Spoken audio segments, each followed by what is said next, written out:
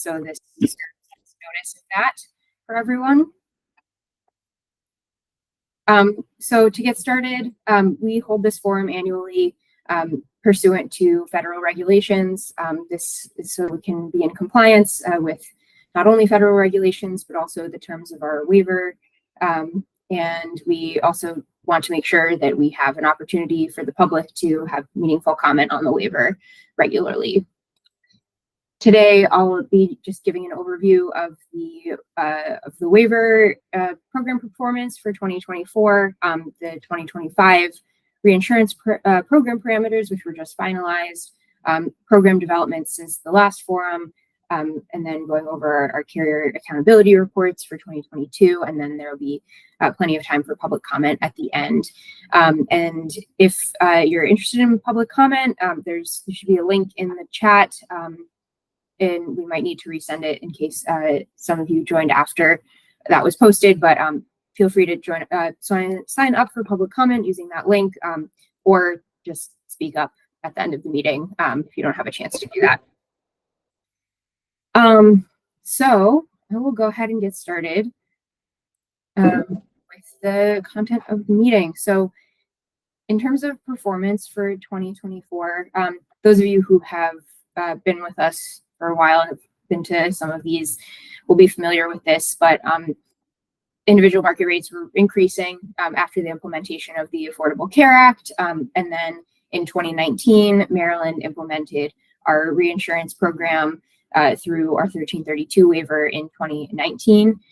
Rates then dropped by over 30% over the next 3 years. The full impact of the waiver was realized in 2021. And then rates since then have been rising modestly, but the overall rates are still over 20% in 2019. And you can see, on the left, the percentage rate change, and then on the right, in more absolute terms, a hypothetical $100 premium in 2014, how that would have changed over the course of the last 10 years. So you can see, as I mentioned, premiums are down more than 20% since before the program. And that means that in Maryland, we have some of the lowest cost premiums in the nation. Our plans are 25 to 30% below US averages, depending on the plan metal level.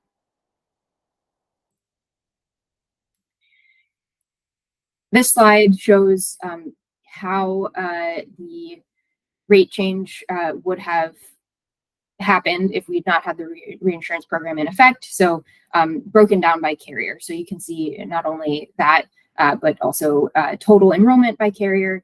So you can see rate changes without the program would have been much, much higher than with the program.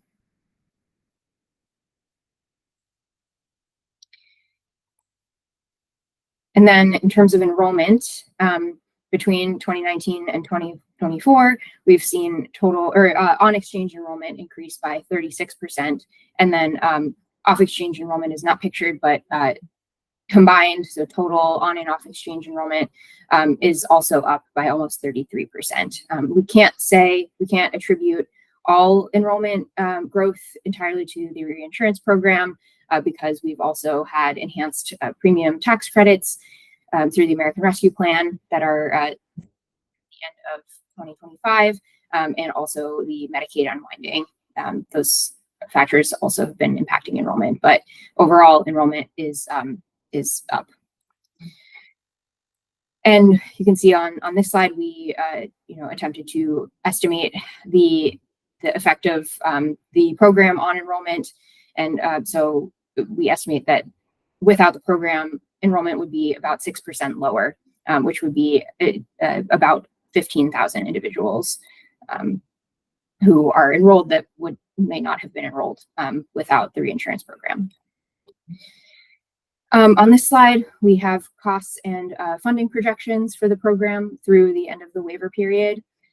So as you can see, in the first 3 years of the program, we received quite a bit of federal funding, and so The red line is reinsurance cost. The green and blue bars are the funding that we receive from the federal government and from our state sources.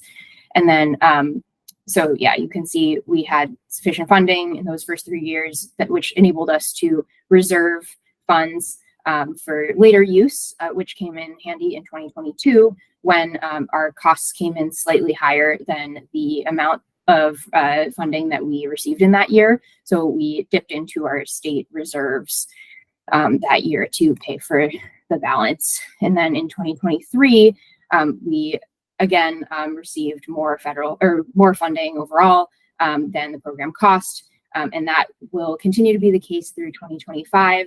And then assuming that the enhanced tax credits expire, we will then start to dip into our reserve funds in 2026 and then through the end of the waiver period, leaving us with a fund balance of about $288.5 million at the end of the waiver period in 2028. And so these projections, and I'll talk more about what this means in a moment, but these assume that the attachment point for the program is $21,000 in 2025, and that the attachment point increases by $1,000 each year thereafter. And it also includes, like I said, assumes that the enhanced federal tax credits expire at the end of 2025. And then it also takes into account the fact that various other state priorities have siphoned some money away from the reinsurance program over the years. So now I'll talk about the 2025 reinsurance program parameters.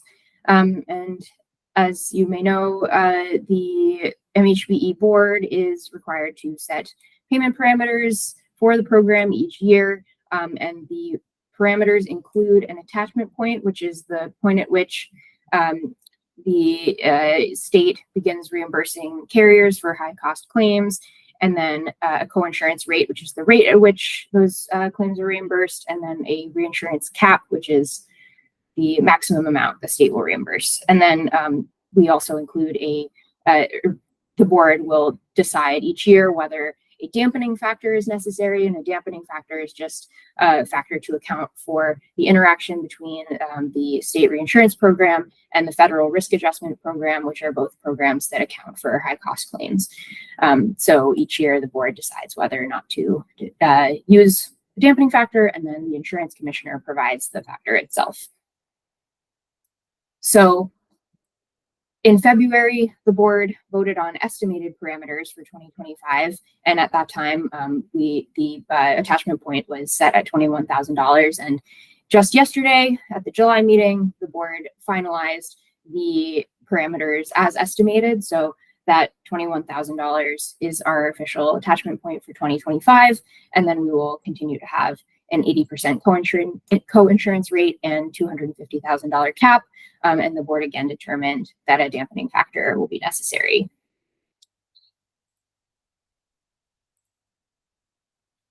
The main program development that we have had since the last forum is the passage of Maryland's Access to Care Act. So in the most recent Maryland legislative session, the General Assembly directed MHBE to apply to amend our 1332 waiver so that qualified residents of Maryland, regardless of their immigration status, are eligible to enroll on exchange. So this requires us to add a waiver of Section 1312F3 of the Affordable Care Act to our waiver. And MHBE is moving forward with that process and is requesting to the federal government to waive that provision for the remainder of our waiver period, so through 2028, and then we anticipate launching those new eligibility rules in time for enrollment in 2026 plans, so November 1st, 2025. And then on this slide, we have not only key dates for the 1332 waiver in general and for the reinsurance program, but also for the waiver amendment request process. So yesterday at the MHBE board meeting, the board finalized the reinsurance program parameters, and they also voted to permit MHBE staff to submit that amendment request. And then as I mentioned, some key dates just in general for the reinsurance program, but then for the waiver amendment in particular, what will happen next is the federal government will respond, determining whether our application is complete within 45 days of our submission of the request, and hold their own public comment period after that. And then they have reserved the right to take up to 180 days to decide on our application, which could end up being as late as the end of February of 2025, but we have requested a decision by the end of 2024. So that's what we're hoping for. And then that'll give us time to develop and implement new eligibility rules, as I said, and have the new waiver population eligible to enroll for 2026 plans, starting in open enrollment in November of 2025. Lastly, I'll just go over some of our carrier accountability report findings from 2022. Carrier accountability reports are required of carriers who participate in the reinsurance program by our regulations. They must submit data to us on the activities that they are taking part in to manage costs and utilization of the enrollees whose claims are reimbursed by the program, and their efforts to contain those costs. So, so far we have data from CareFirst, Kaiser Permanente, and United Healthcare.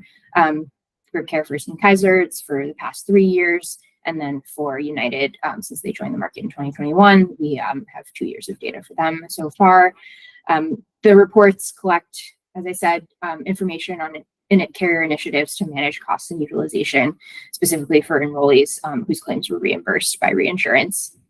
The total population of enrollees whose claims were reimbursed is also a piece of data that we collect, and that's broken down by the enrollees who participate in initiatives and those who do not. And then we have them report also on the effectiveness of the initiatives and programs, and effectiveness is measured by the estimated reduction in claims and utilization. So we also have them report on the methodology that they use to calculate those estimates, and then the actions that the carrier will take to improve effectiveness in the future, and then also population health initiatives and outcomes. So lots of information in these reports. We target specific conditions in these reports. We want information specifically on these conditions that are of population health significance in the state of Maryland. So some of those goals are diabetes, behavioral health, asthma, pregnancy and childbirth, and heart disease. If you're interested in more on the instructions and templates for these reports, you can find that through the link in this slide deck, which will be available on our website soon.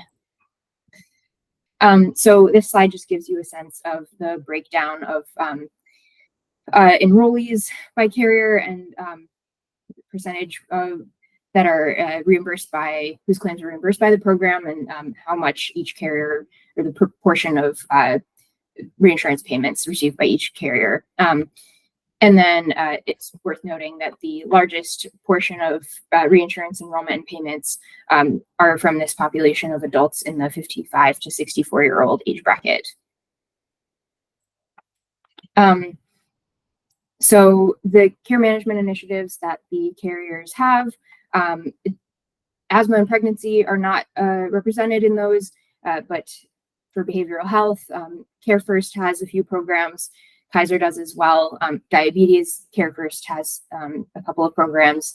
Kaiser has a program for heart disease, and then CareFirst also has a high-cost claimant unit. Some of these initiatives have been going on for multiple years, and some of them are new. Many of them are new for 2022. And a note on United, which is just that it is not that they aren't, it's not that they don't have any initiatives. It is just that their enrollment is relatively lower than the other carriers in the market. So their enrollment doesn't meet the reporting threshold. So if there are too few enrollees, we don't have them include that. But they do have a couple of initiatives, including behavioral health programs, one on opioid use disorder, and then also a more general case management program. And one of the things we look at are the most frequent and highest cost claims that are reimbursed by the program. So for the past 3 years, you can see the top 5 on this slide, the top 5 most frequent conditions. Diabetes, which, as I mentioned, is one of the state public health priorities, was the most frequent condition among reimbursed enrollees in all 3 years. And then cancers were also in the top 3 each year. And then HIV, AIDS, and ongoing pregnancy are often among the most frequent conditions as well. And then this slide shows by the same thing, but by cost. So the highest cost conditions, top 5 highest cost conditions. So again, cancers were among the top 5 here. So most frequent and among the highest cost. Heart failure was in the top 5 highest cost conditions in 2 out of 3 years. And then septicemia, sepsis, and systemic inflammatory response syndrome, or shock, is also in the top 5 each year for highest cost. That concludes the information I have for you today. I welcome any questions you might have, but I also welcome any public comments.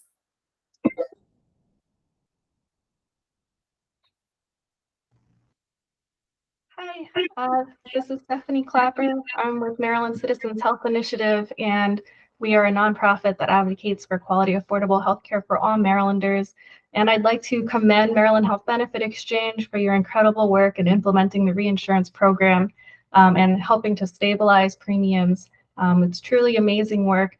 And that said, I do want to acknowledge that the reinsurance program is most helpful for people who are above the 400% federal poverty level. And so I want to also emphasize the importance of programs like the Young Adult Subsidy Program, given that the uninsured rates in Maryland are highest among young adults, and the importance of continuing that program, which is right now a pilot, and making sure that there's funding in place for it. It's making a big difference so far in reducing the uninsured and reducing health inequities.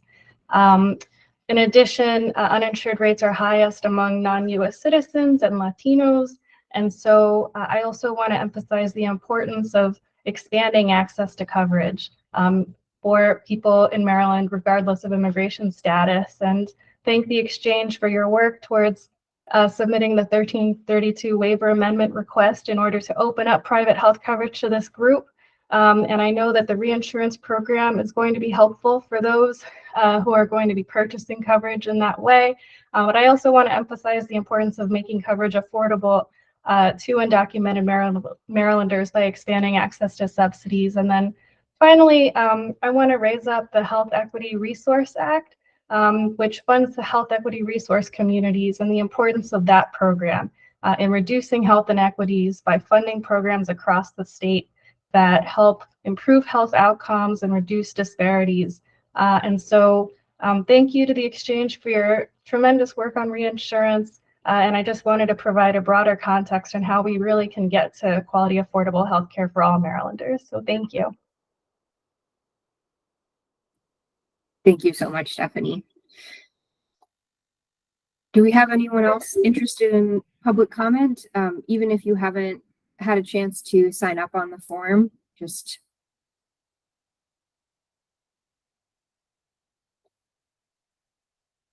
the floor is open.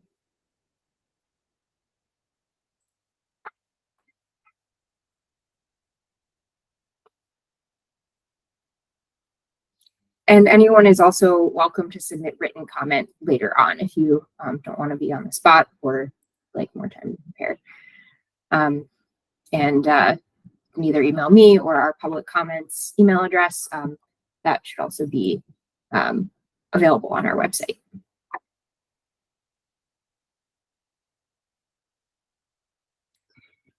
Well, if there are no more public comments, then we can conclude today's forum. And thank you all so much for your time and for joining us today.